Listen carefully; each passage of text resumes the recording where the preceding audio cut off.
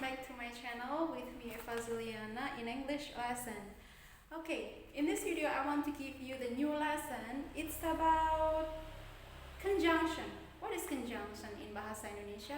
Conjunction dalam bahasa Indonesia adalah kata sambung, kata hubung, kata sambung. Dia menghubungkan baik kata ataupun baik kata per kata atau kalimat per kalimat. Jadi kata hubung ini juga penting, kalian harus tahu. Okay, so please watch this video till the end. I will give you more lessons after you watch this video. Okay, let's get started, guys. Hi guys, now kita akan membahas, we will discuss about conjunction. Jadi kita akan membahas tentang konjungsi alias kata sambung. Nah, kata sambung ini bisa menghubungkan kata atau kalimat. Nah, saya hanya akan ambil beberapa saja sebagai contoh. Oke. Nah, kata sambung ini yang ingin saya jelaskan dan saya kasih contoh ada 1, 2, 3, 4, 5, 6, 7. Ada 7 kata sambung. Hanya sebagai contoh gimana cara gunainya menghubungkan dalam kalimatnya. Oke. Kata sambung ini tergolong mudah, dia menyambungkan kata atau menyambungkan suatu kalimat. Yang pertama N. Kita tahu dalam bahasa Indonesia N itu adalah dan. Dan apa itu maksudnya? For example, John plays badminton. James plays badminton. Jika dihubungkan, John itu bermain sepak bola. John itu bermain badminton. Nah, James juga bermain badminton. Jadi jika disambung, dia bisa saja ini langsung John and James. Kelihatan nggak? Oh, kelihatan. John and James. Jadi ini tuh aku baru beli spidol, jadi biar kelihatan buat teman-teman. Oke. John and James. Karena di sini John itu kalau present tense ini dua kalimat ini kan present tense. Nah, kalau John kan sama dengan he. Kita ulas sedikit. He, dia kan dapat imbuhan s. Nah, kalau dua orang sama dengan they. Jadi dia nggak ada imbuhan s-nya lagi. John and James play badminton. John dan James itu bermain badminton. Dari s-nya dibuang. Nah, yang ingin saya jelaskan, konjungsi di sini adalah and ini menghubungkan dua kata, John and James. Oke? Itu dinamakan conjunction. Nah, conjunction kan juga masuk dalam part of speech. Part of speech itu adalah penyusun kalimat yang sudah saya jelaskan di video sebelumnya. Coba ditonton lagi karena materinya Miss Eva itu runtun sekali, dicek ya. Because yang artinya ini tadi artinya dan, ini artinya karena. She doesn't go to school. Ini satu kalimat. She is sick. Kalau ini kalimat verbal, ini kalimat nominal. Yang kemarin kalimat nominal berarti tidak ada kata kerjanya. Sick itu artinya sakit. Dia tidak pergi ke sekolah, dia sakit. Jadi ini digabung saja. She doesn't go to school. She doesn't go to school because she is sick. Dia itu nggak pergi ke sekolah karena dia sakit. Jadi dia menghubungkan dua kalimat. Dari kalimat verbal yang ada kata kerjanya jadi ke kalimat nominal yang tidak ada kata kerjanya. Di sini kata kerjanya adalah go, di sini adalah kata sifat sebagai complement Komplemennya adalah kata sifat. She doesn't go to school because she is sick. Dia nggak pergi ke sekolah karena dia sakit. Oke? So, kita ke contoh yang ketiga, yang artinya adalah tapi. Tapi, gitu ya. Tapi itu kan berarti sesuatu apa ya? Ya tapi lah. Jenny itu rajin. Jenny is diligent. Erin malas. Misalkan Jenny sama Erin itu kakak adik, ya kan? Nah, Jenny itu kakaknya, rajin banget. Nah, Erin adiknya. Nah, Erin itu tergolong sedikit malas membaca, kalau Jenny itu rajin membaca. Misalkan gitu. Jadi orang tuanya bilang, Jenny is diligent. Jenny itu rajin, but Erin, it's nice. Erin is lazy. Jenny is diligent, but Erin is lazy. Jenny rajin, tapi Erin males. Nah, tapi di sini menghubungkan, menyambung dua kalimat yang sama-sama. Kalimatnya ini adalah kalimat nominal. Kalimat nominal yang kemarin saya bahas, di sini adalah kata sifat, di sini juga kata sifat. Di sini tidak ada kalimat verbalnya karena adalah kalimat nominal semua. Jadi but menghubungkan, menyambungkan dua kalimat nominal.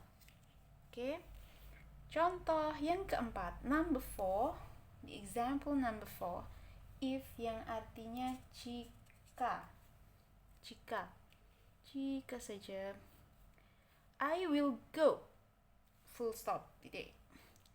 You give the money. Biasanya kalau kita lagi ke pasar tuh ya, ini sedikit cerita, biasanya kalau lagi ke pasar tradisional, apalagi when we go to traditional market, sometimes you will meet with someone asking you small money. Jadi ada yang meminta uang, koin sama kita. Dia kan lagi nyanyi. Terus ini bisa hanya contoh ya, sekedar contoh. Dia lagi nyanyi. Dia bilang, I will go, saya akan pergi. You give the money, jika kamu memberiku uang. I will go if you give the money. Saya akan pergi jika kamu memberi uang. Nah, ini juga masuk pengandian. Kalimat ini masuk pengandian, nanti akan saya jelaskan di materi selanjutnya. Nah, jika yang saya bahas di sini adalah jika sebagai conjunction. Kalau kalimat ini bebas ya. I will go if you give the money. Oke? If menghubungkan dua kalimat verbal, dua kalimat di sini future tense, di sini present. Dia menghubungkan, if-nya di sini menghubungkan dua kalimat verbal, kalimat yang ada kata kerjanya. Jadi if menghubungkan dua kalimat yang ada kata kerjanya di sini. Dalam contoh ini, oke? Sekarang although yang artinya itu meskipun. Dia mempunyai arti meskipun. Oke. Di sini contohnya, it was raining, he came on time. Di sini harusnya karena di sini karena di sini present continuous, jadinya di sini harus past tense. He came, karena ini sini verb 2 ya.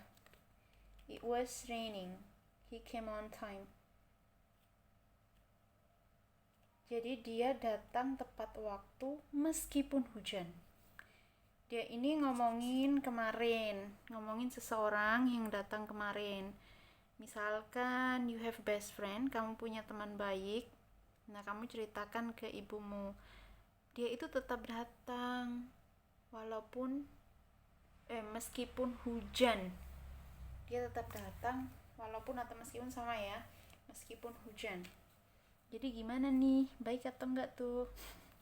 Misalkan ada cowok yang datang ke rumahmu, nah kamu cerita sama ibumu, atau ibumu yang bilang, loh dia tetap datang walaupun hujan kemarin tuh.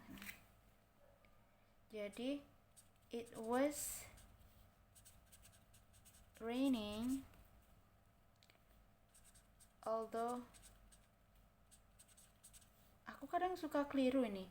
Suka kelirunya kenapa? Aku tambahin T di belakangnya, padahal nggak boleh pakai T. Bukan tulisannya pakai T.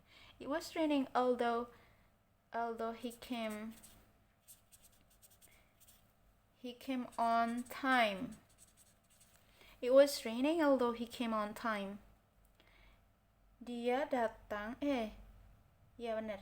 Dia datang tepat waktu. Jika dibolak-balik sama nggak apa-apa. Misalkan ini dibalik di depan, misalkan ini di belakang kalimatnya, ini nggak apa-apa. Jadi meskipun hujan, it was raining. Ini kok saya jadi keliru ya? Kayaknya. Ini harusnya gini. Ini harusnya di depan, sorry. Although, namanya juga manusia kan. Although it was raining, walaupun hujan, dia tetap datang. Ini boleh kamu taruh di sini, misalkan gini. He came on time. Dia datang tepat waktu. Although it was raining. It was raining. Raining tulisannya gimana sih? Raining gitu ya. Dia datang tepat waktu walaupun hujan. Walaupun sedang hujan. Dia itu tetap datang. Ini dibolak-balik sama ya. Cuman kalau although-nya konjungsinya di depan, jadi ini harus ada komanya. Oke? Sekarang yang ini when. When artinya ketika. Kalau when diletakkan di depan jadi kalimat tanya. When do you come? Kapan kamu datang? Kalau yang ini, when yang ini dia ada di tengah, dia menghubungkan.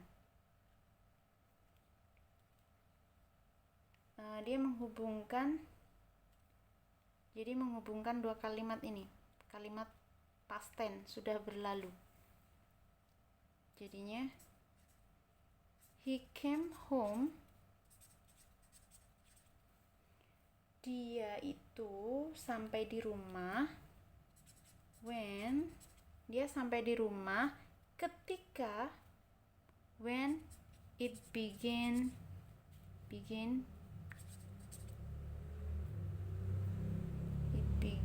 to rain. Dia itu nyampe rumah ketika mulai hujan. Jadi yang duluan mananya? Nanti itu ada materi sendiri ya. Jadi when ini menghubungkan dua kalimat verbal yang dua-duanya ada kata kerjanya, came sama begin. Jadi dia nyampe rumah ketika hujan, turun ketika mulai hujan. Jadi dia kehujanan atau enggak kira-kira? Dia enggak kehujanan, dia udah nyampe rumah terus hujannya turun gitu ya. Terus while artinya apa ya? While juga artinya ketika.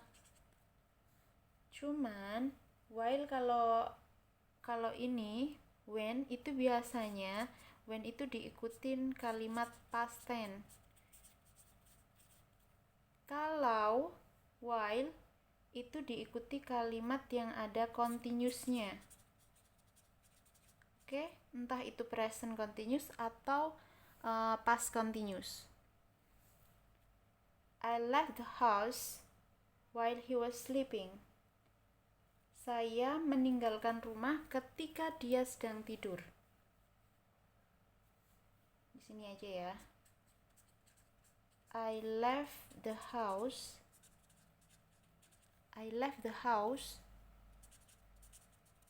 while he was sleeping. Saya meninggalkan rumah ketika dia sedang tidur. Jadi duluan mana? Ini yang saya bahas itu bukan kalimat itu nanti kalimat yang agak sulit lagi. Nah, ini yang saya bahas adalah konjungsi while, saat atau ketika. Jadi I left the house while he was sleeping. Saya meninggalkan rumah ketika dia sedang tidur. Jadi dianya itu tidur duluan, habis itu kamu pergi. Dia sedang tidur, proses tidur tuh, dia lagi ngorok-ngorok, kamu pergi deh. I left the house while he was sleeping. Oke, get it? Jadi ini materi conjunction. Materi konjungsi yang saya tekankan di sini adalah menghubungkan, konjungsi. Jadi kalau ketemu kata sambung seperti ini, dia menghubungkan kata atau kalimat.